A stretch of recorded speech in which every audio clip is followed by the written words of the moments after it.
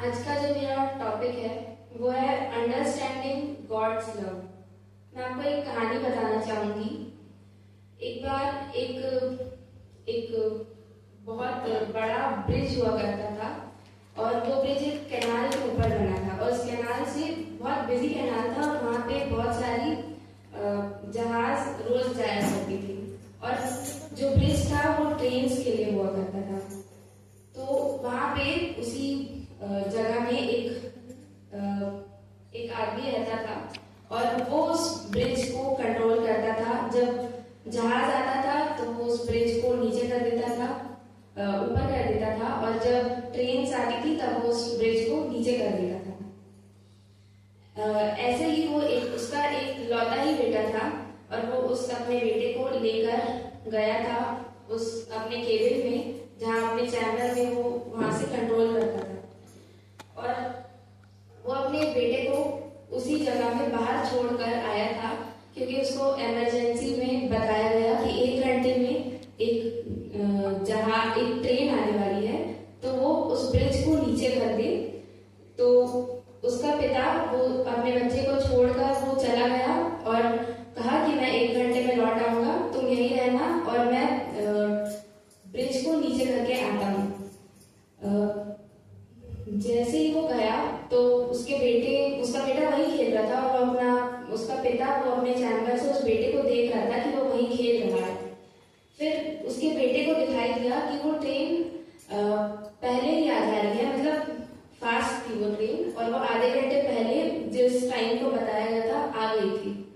और वो बेटा अपने पापा को ये बात बताने के लिए जा रहा था और जाते समय उस चैम्बर के सामने जो लीवर है जिसको खींच के वो ब्रिज नीचे किया जाता था, उस लीवर के अंदर वो जाके फंस गया और वो अपने पापा से हेल्प मांग रहा था। और उसका जो पिता था वो देखा कि ट्रेन आ गई है और बहुत तेजी से आ रही है और उसको रोका नहीं जा सकता और उसका बेटा फंसा हुआ था। उस पिता के सामने एक बहुत ही महत्वपूर्ण फैसला था कि वो किसको चुने, अपने इकलौते बेटे को चुने या फिर उस ट्रेन में जो लाखों पैसेंजर्स जा रहे हैं उन लोग की जान को चुने। पर उस पिता ने अपने बेटे को छोड़ दिया, अपने बेटे का बलिदान करके उन सारे लाखों पैसेंजर्स को बचा लिया और अपने बेटे की जान को कुर्बान कर दिया। जब वो पैसेंजर्स जा रहे थे वो तो अपने धुन में अपनी खुशी हंसी में जा रहे थे, पर उनको नहीं पता था कि वो उनके खुशी हंसी एक ब्रिज को पार करने के पीछे एक पिता की कितना बड़ा लॉस हुआ है। उस पिता ने अपने बेटे को गंवा दिया उस ट्रेन को पार कराने के लिए और लाखों लोगों की जान बच गई। उसी प्रकार हमारा परमेश्वर भी, उसका भी प्रेम हमारे लिए बहुत ही ज्यादा गहरा है, असीम है और अपार है। उस परमेश्वर का प्रेम हमारे लिए बहुत ज्यादा है और हमें उस प्रेम को अपने थ्रू आगे बढ़ाना है, हमें एक दीवार नहीं बनना है। हम पढ़ लेंगे पहला यूहन्ना 4 उसका 8 और 16।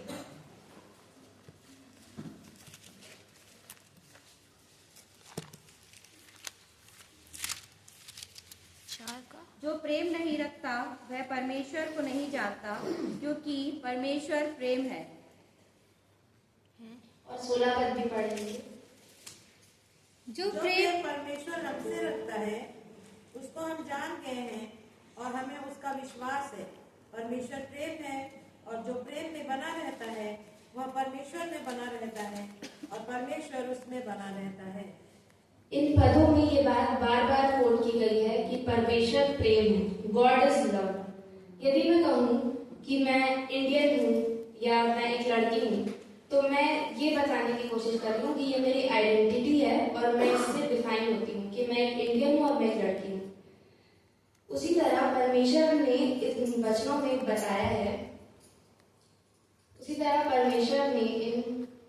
बताया है, कि गॉड इज लव। परमेश्वर ने अपने आप को प्रेम से परिभाषित किया है। परमेश्वर ने अपनी खुद की आइडेंटिटी को बताया है कि मैं प्रेम हूँ।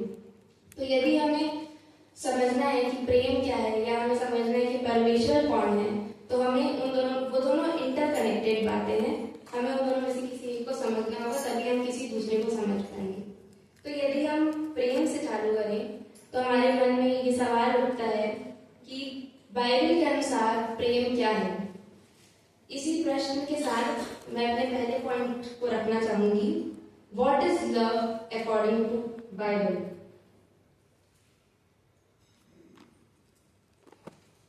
कई बार हम इन दोनों शब्द को, प्रेम और पसंद करना, लव एंड लाइक, इन दोनों शब्द को कंफ्यूज कर देते हैं। ज्यादातर मैंने अपने जनरेशन के लोगों में इस बात को देखा है, ऑब्जर्व किया है कि हम कहते हैं कि I love this place, I love this thing. हम कहना तो ये चाहते हैं कि मुझे ये चीज पसंद है, I like this, I like that, पर हम उसको लव से एक्सचेंज कर देते हैं। हम उसको एक बहुत ही भारी शब्द है लव, उसको हम एक बहुत ही हल्के शब्द से रिप्लेस कर देते हैं। पर बाइबल के अनुसार love is not just about emotions. हम कई बार लाइक शब्द से अपने इमोशंस को दिखाना चाहते हैं,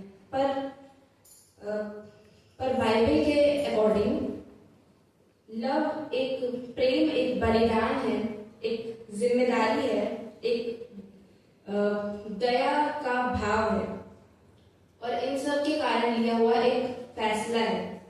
बाइबल के अनुसार प्रेम की परिभाषा एक इमोशन नहीं है, बल्कि एक डिसीजन है, और उस डिसीजन के साथ हमारे ऊपर कई सारी रिस्पॉन्सिबिलिटीज भी आती हैं।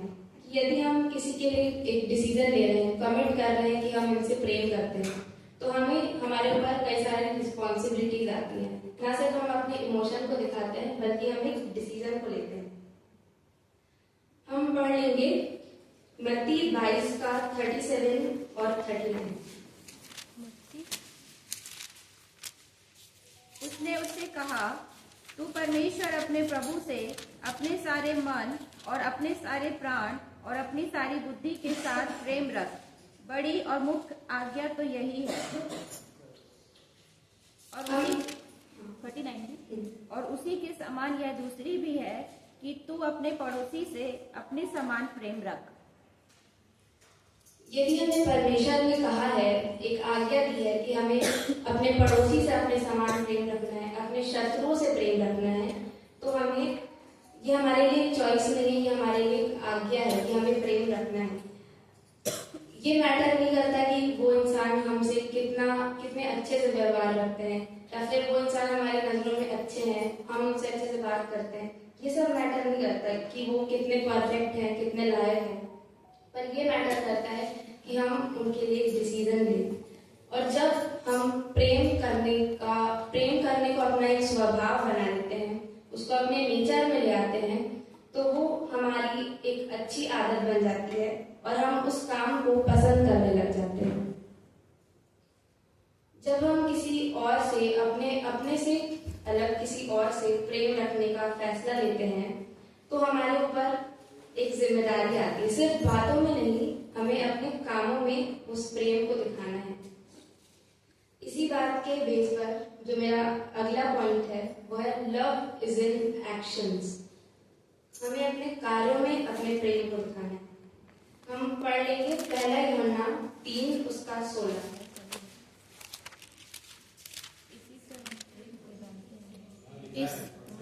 इसी से हम प्रेम को जानते हैं कि उसने हमारे लिए अपना प्राण दे दिया, इसलिए हमें भी भाइयों के लिए अपने प्राण देना चाहिए।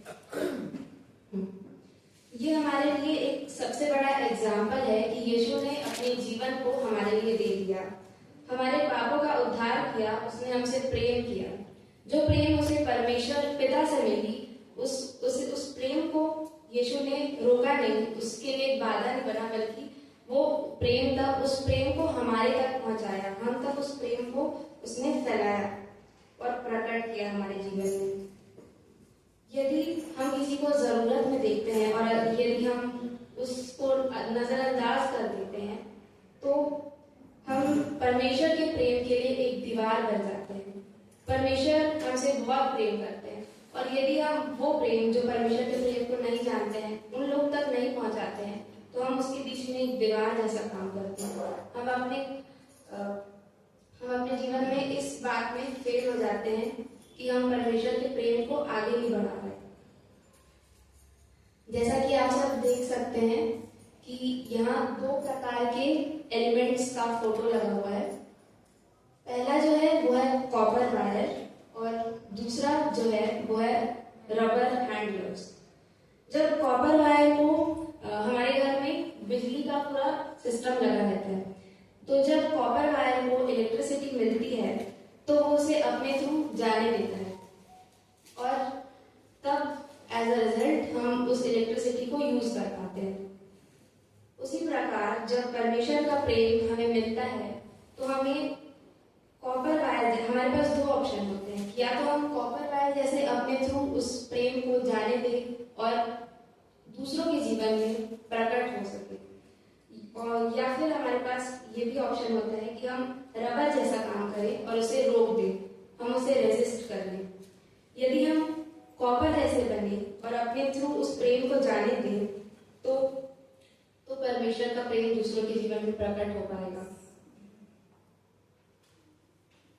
हम अपने जीवन में दूसरों के जीवन में उनकी मदद करके, उनके लिए प्रार्थना करके या फिर सिर्फ उन्हें माफ करके ही अपने प्रेम को प्रकट कर सकते हैं, परमेश्वर के प्रेम को प्रकट कर सकते हैं। हमारे जीवन का जो मूल पर्पस है, जो मकसद है, वो यही है कि हमें उस परमेश्वर के प्रेम को दूसरों के जीवन में प्रकट करना है। यदि हम उसके बीच में रुकावट बनते हैं तो हम परमेश्वर की इच्छा के विरुद्ध जाते हैं।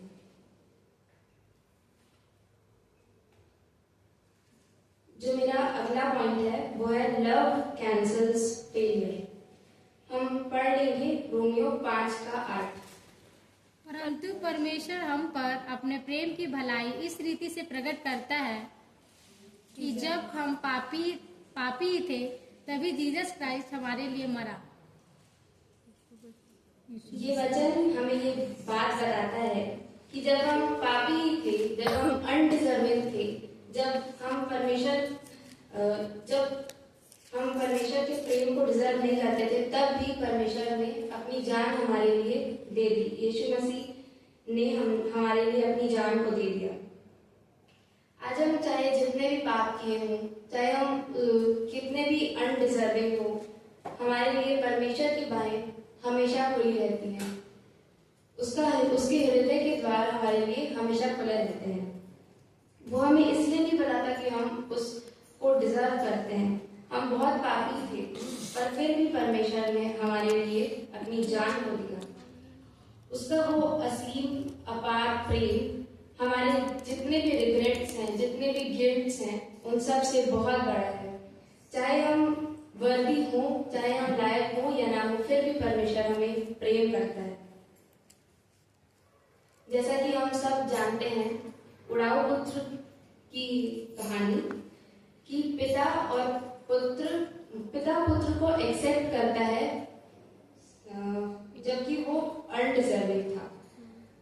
इवन वो उस प्रेम को डिजर्व नहीं करता था। उसने अपने पिता से अपना हिस्सा लेके पूरे पैसों को फालतू की चीजों में खर्च कर दिया और फिर भी वो वापस आया तो उसके पिता ने उसे ठुकराया नहीं, बल्कि उसे अपने गले से लगाया, एक्सेप्ट किया और इवन उसकी वापसी को सेलिब्रेट किया।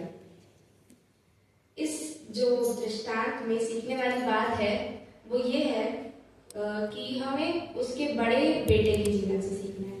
उसका बड़ा बेटा जब उसका छोटा भाई वापस लौटा तब वो नाखुश था इस बात से कि उसका पिता उसके छोटे बेटे की वापसी को सेलिब्रेट कर रहा है। हम चाहे उस बड़े बेटे के जैसे जीवन भर फॉर्मेलिटीज करते रहें, जीवन भर सिर्फ दिखाने के लिए लोगों को काम करते रहें, पर हमारे अंदर अगर यदि परमेश्वर का प्रेम ना हो तो वो सब जीरो हो जाता है। उसे अपने उस बड़े बेटे को अपने पिता से हम बहुत प्रेम मिला, जीवन भर उसे अपने पिता से प्रेम मिला, पर जब उसका छोटा भाई लौटा उसकी बारी आई कि वो उस पिता के प्रेम को अपने छोटे भाई पे प्रकट करे, उसे भी गले लगाए, तब वो उस काम में फेल हो गया, उसने वो नहीं करा। हमें उस बड़े बेटे जैसा नहीं बनना है, बल्कि हमें उस पिता जैसा बनना है जिसने एक्सेप्ट किया और अपना प्रेम दिखाया।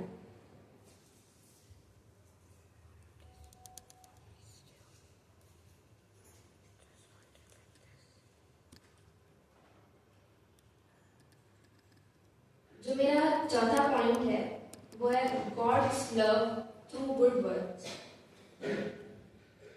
हम सब एक साथ बोलेंगे यूहन्ना 3 और उसका 16 पर। क्योंकि परमेश्वर ने जगत से ऐसा प्रेम रखा कि उसने अपना इकलौता पुत्र दे दिया, ताकि जो कोई उस पर विश्वास करे वह नाश न हो परंतु अनंत जीवन पाए। पिता ने एक डेमोन्स्ट्रेशन किया कि वो अपने पुत्र को हमारे लिए भेजा। जैसा कि दीपा मामी ने अपने वचन में बताया था कि ये जानते हुए भी कि 12 चेलों में से एक थियोदस इस्करियोती परमेश्वर यीशु मसीह को धोखा देगा, उसे पकड़वा देगा, फिर भी यीशु मसीह ने सबके पैर धोए और एक अपने प्रेम को दिखाया। यदि हम हमारे कामों में हम प्रेम को नहीं जोड़ते हैं तो वो काम सिर्फ एक फॉर्मेलिटी बन के रह जाती है। हो सकता है कि हम कोई काम कर रहे हैं जो अच्छे कामों की लिस्ट में तो आता हो, पर हम उसे सिर्फ फॉर्मेलिटी के लिए या दिखावे के लिए कर रहे हैं। किसी अच्छे काम को करने के लिए किसी व्यक्ति को किसी धर्म की जरूरत नहीं है, किसी परमेश्वर की जरूरत नहीं है। कोई एथिस्ट या कोई नास्तिक भी कोई अच्छे कामों की लिस्ट में आने वाला काम तो कर सकता है, परंतु जैसा पहला कुरिन्थियों 13:3 में लिखा है, पढ़ लीजिए। 13 के यदि मैं अपनी संपूर्ण संपत्ति कंगालों को खिला दूं और या अपनी देह जलाने के लिए दे दूं और प्रेम न रखूं तो मुझे कुछ भी लाभ नहीं। इस वचन से हमें ये पता चलता है कि हम चाहे जितना भी काम कर लें, पर यदि हम उसे बिना प्रेम के कर रहे हैं, बिना परमेश्वर के प्रेम को दिखाने के मोटिव से कर रहे हैं, तो वो काम व्यर्थ ही है। यदि हम उसी काम को जो उस इंसान ने सिर्फ फॉर्मेलिटी के लिए किया, उसी काम को हम परमेश्वर के प्रेम को प्रकट करने के लिए करें, तो वो सही मायनों में परमेश्वर की नजर में एक अच्छा काम है, क्योंकि उसमें परमेश्वर खुद इन्वॉल्व है, क्योंकि परमेश्वर प्रेम है। मत्ती 5:16 हम पढ़ लेंगे। उसी प्रकार तुम्हारा उजियाला मनुष्यों के सामने चमके कि वे तुम्हारे भले कामों को देखकर तुम्हारे पिता की जो स्वर्ग में है बढ़ाई करें। ये वचन हमारे लिए सबसे बड़ा प्रेरणा होना चाहिए, हमारे लिए सबसे बड़ा मोटिवेशन होना चाहिए कि हम परमेश्वर के प्रेम को दिखाने के लिए अच्छे कामों को करें। हम सब एक साथ एक और वचन पढ़ लेंगे। पहला कुरिन्थियों 13 उसका 3। पहला कुरिन्थियों 13 उसका 1। यदि मैं मनुष्यों और स्वर्गदूतों की बोलियां बोलूं और प्रेम न रखूं तो मैं ठनठनाता हुआ पीतल और झनझनाती हुई झांझ हूं। ये वचन हमारे लाइफ के लिए बहुत ही इम्पोर्टेंट वचन है। जब मैं इस वचन को पढ़ ही रही थी तब मुझे अपने जीवन में अपने परिवार में ये एक बात दिखाई दी कि मेरे जो बड़े पापा हैं वो अभी पूर्ण रीति से परमेश्वर में नहीं है, और जब उनसे ये कारण पूछा गया कि वो क्यों परमेश्वर को अपना जीवन समर्पित करने से झिझक रहे हैं, तो उन्होंने ये बोला कि जब वो वहाँ के लोगों के जीवन को देखते हैं, वहाँ के जो मसीही लोग हैं उनके जीवनों को देखते हैं, तो उन जीवनों में उन्हें परमेश्वर का प्रेम नजर नहीं आता और परमेश्वर के प्रेम को वो नहीं पा रहे हैं। मैं खुद इस बात से बहुत दुखित रहती हूँ कि मेरे खुद के परिवार में कोई मेरे जीवन से परमेश्वर के प्रेम को नहीं देख पा रहा है।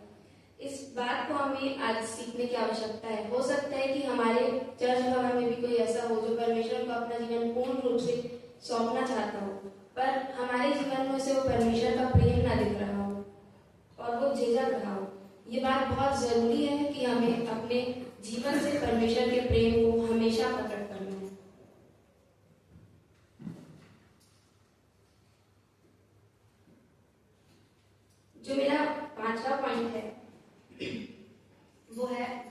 favors loving people. परमेश्वर उन लोगों के पक्ष में हमेशा रहता है जो अपने जीवन से परमेश्वर के प्रेम को दिखाते हैं। यूहन्ना हम पढ़ लेंगे यूहन्ना 13:35 और लूका 6:35। यदि आपस में प्रेम रखोगे तो इसी से सब जानेंगे कि तुम मेरे चेले हो। वरन अपने शत्रुओं से प्रेम रखो और भलाई करो और फिर पाने की आशा न रखकर उधार दो, और तुम्हारे लिए बड़ा फल होगा और तुम परम प्रधान के संतान ठहरोगे, क्योंकि वह उन पर जो धन्यवाद नहीं करते और बुरों पर भी कृपालु है। ये वचन एक बहुत ही अच्छा वचन है। जो मेरा पहला सब पॉइंट है वो है लव एक्टिवेट्स गॉड्स पावर। जब हम परमेश्वर के प्रेम को अपने जीवन से दिखाते हैं तो वो परमेश्वर हमारे जीवन में अपने कार्य को करता है, अपने मिरेकल्स को दिखाता है। सिर्फ प्रेम ही एक ऐसी कुंजी है जो हमें परमेश्वर के जो चमत्कार है वो हमारे जीवन में अनलॉक करती है। जो मेरा दूसरा पॉइंट है वो है लवलेस नॉलेज इज पावरलेस। चाहे हम जितना भी ज्ञान प्राप्त कर लें, चाहे हम कितने बार भी बाइबल को पढ़ लें, पर यदि हम उस प्रेम की भावना से उस बाइबल को ना पढ़ें तो वो हमारे लिए व्यर्थ है। हम चाहे जितनी भी नॉलेज को गेन कर लें, पर यदि हमारे जीवन से परमेश्वर का प्रेम नहीं प्रकट हो रहा है तो वो व्यर्थ ही होगा। हमें अपने जीवन में यदि कोई परिवर्तन लाना है तो हमें परमेश्वर के प्रेम को अपने जीवन में एक्सेप्ट करना होगा, तभी वो हमारे जीवन में कोई इम्पैक्ट को करेगा। तो मेरा तीसरा सब पॉइंट है वो है लव डिफाइंस डिसाइपलशिप। हम पढ़ लेंगे यूहन्ना 13:34।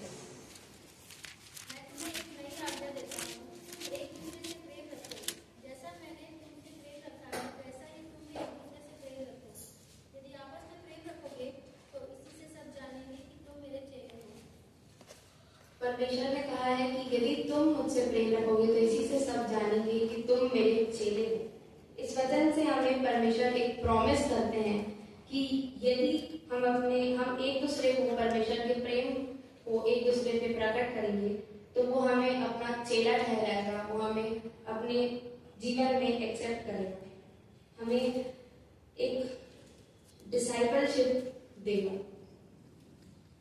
यदि हम प्रेम ना रखें तो हमारा विश्वास गुनगुना हो जाता है। हम यदि अपने जीवन में हर चीजों को प्रेम की भावना से, प्रेम की नजर से देखें तो हमारा जीवन एक परमेश्वर को ग्रहण योग्य जीवन होता है। जैसा कि आरपी सिंह अंकल ने अपने वचन में बताया था कि बहुत सारे चर्चेस में बढ़ गए थे लोग और सब लोग अपने अपने अलग अलग भावनाओं, अलग अलग विचारधाराओं में बढ़ गए थे, जबकि हम सब का एक ही पर्पस है कि हमें परमेश्वर के प्रेम को प्रकट करना है, फिर भी हम सब अलग अलग बढ़ गए हैं। ये सब प्रेम की कमी की वजह से ही होता है। हमें अपने जीवन में प्रेम को प्राथमिकता देनी है। हम परमेश्वर के साथ यदि हम प्रेम ना रखें तो हम परमेश्वर का साथ अपने जीवन में खो देते हैं। यदि हमें अपना जीवन का जो पर्पस है उसे समझना है तो जैसा कि मैंने अपने सर्मन के स्टार्टिंग में बताया था कि गॉड इज लव, परमेश्वर प्रेम है। परमेश्वर का नेचर ही प्रेम है और वचन में यह भी लिखा है कि परमेश्वर आदि और अंत दोनों है। और यदि परमेश्वर आदि और अंत दोनों है और परमेश्वर प्रेम भी है तो जब कोई भी नहीं था, जब संसार में कोई मनुष्य नहीं थे, पृथ्वी बेडौल और सुनसान थी, तब भी परमेश्वर का स्वभाव प्रेम ही होता। तो इससे हमारे मन में ये सवाल आता है कि जब कोई नहीं था तब परमेश्वर किससे प्रेम करता था? Whom did God love when there was nobody to love? इस जो क्वेश्चन का आंसर है ये मेरा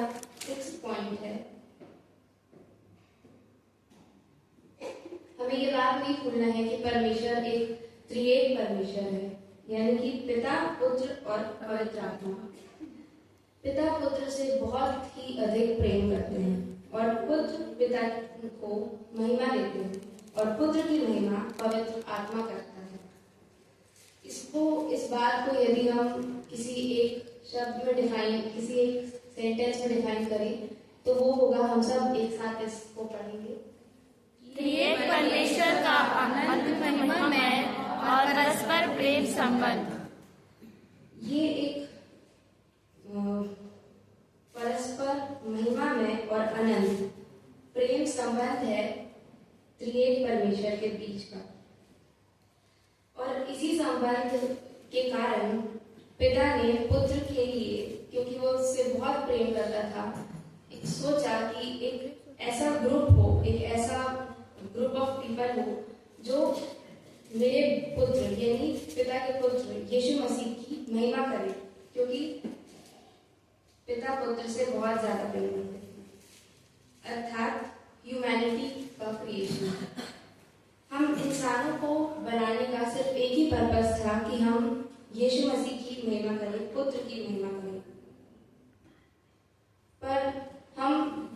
पर जब शैतान ने अपनी एंट्री करी हम सब के मनुष्य के जीवन में, तो ये जो हमारा पर्पस था वो हम भूल के पाप में पड़ गए थे और ये परमेश्वर के विरुद्ध था। परमेश्वर के पास फिर भी दो ऑप्शन थे कि या तो वो हमें छोड़ दे या तो वो हमें यीशु के लोगों के बदले खरीद ले।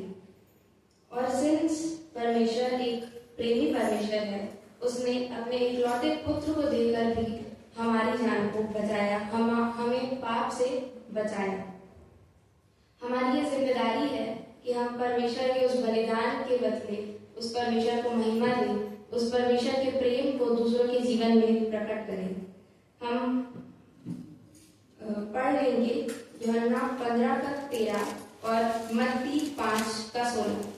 इससे बड़ा प्रेम किसी का नहीं कि कोई अपने मित्रों के लिए अपना प्राण दे।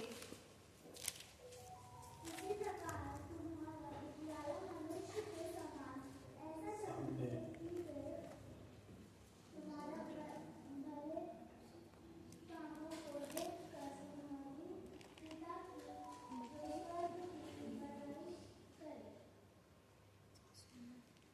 मैं आपको एक व्यक्ति का वीडियो दिखाना चाहूंगी जिन्होंने परमेश्वर के प्रेम को अपने जीवन से बहुत ही अच्छे तरीके से प्रकट किया।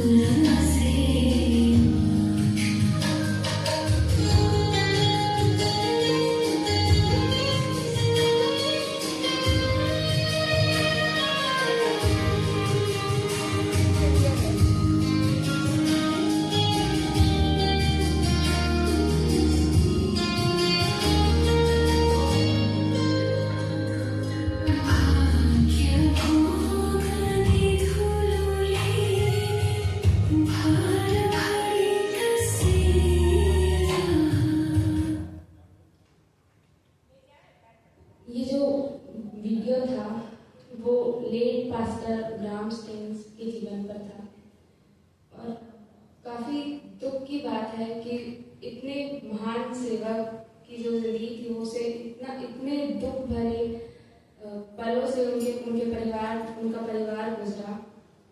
वो इतने दूर के देश से सिर्फ हमारे देश के उड़ीसा के क्षेत्र के लोगों के सेवा के लिए आए थे और उन्हें इतना ज्यादा दुख सहना पड़ा। उन्होंने अपने जीवन से पूर्ण रीति से परमेश्वर के प्रेम को दिखाया है और हमें भी ये बात उनके जीवन से सीखने की आवश्यकता है। सचमुच उनका जीवन बहुत ही परमेश्वर को ग्रहण योग्य था। सचमुच हमें भी वैसा जीवन जीना है। मैं इंटरव्यू में सुन रही थी कि उनकी जो वाइफ है उनके सामने उन किलर्स को लाया गया था और जब उन किलर्स को उनकी वाइफ के और बेटी के सामने लाया गया था तो उन्होंने उनको कहा कि उन्हें छोड़ दो। उन्होंने उन्हें माफ कर दिया। अपने जीवन से परमेश्वर यीशु मसीह के जीवन को दिखाया उन्होंने और इसका परिणाम ये हुआ कि उनमें से आज कई लोग परमेश्वर के सेवक बन गए हैं, अपने पूरे जीवन को परमेश्वर को सौंप दिए हैं और पूर्ण रीति से परिवर्तित हो गए हैं। यदि वो उन्हें माफ नहीं करती और पुलिस या जस्टिस के हाथ में सौंप देती तो हो सकता था कि वो लोग जेल में रहते और कई सालों बाद छूट जाते, उनके जीवन में कोई परिवर्तन नहीं आता। पर उन्होंने उन्हें माफ करके एक बहुत ही नेक और बहुत ही अच्छा काम किया। परमेश्वर का प्रेम हमारे थ्रू इसी रीति से सबके ऊपर जाना चाहिए। हम परमेश्वर के लोग हैं, हमारी ये जिम्मेदारी है कि हम परमेश्वर के प्रेम को अपने थ्रू जाने दें, ताकि जब हम न्याय के दिन परमेश्वर के सामने खड़े हों तो हमारे अंदर एक कॉन्फिडेंस हो सके कि हाँ परमेश्वर, मैंने अपने जीवन में आपके प्रेम को प्रकट किया है। हम सर झुकाकर परमेश्वर के सामने उस न्याय के दिन ना खड़े हो सके। हमारा जब रिकॉर्डिंग हमारे जीवन का चले, हमारे जितने भी अच्छे बुरे सारे काम चले, तो परमेश्वर हमारा देख के खुश होने वाला हो सके, वो हमसे डिसअपॉइंट ना होने वाला हो सके। आज हमने सीखा कि प्रेम एक डिसीजन है, इमोशन नहीं।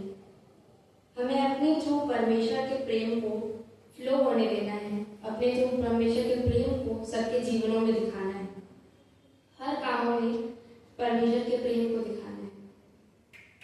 इसी के साथ मैं अपने शब्दों को विराम देती हूँ।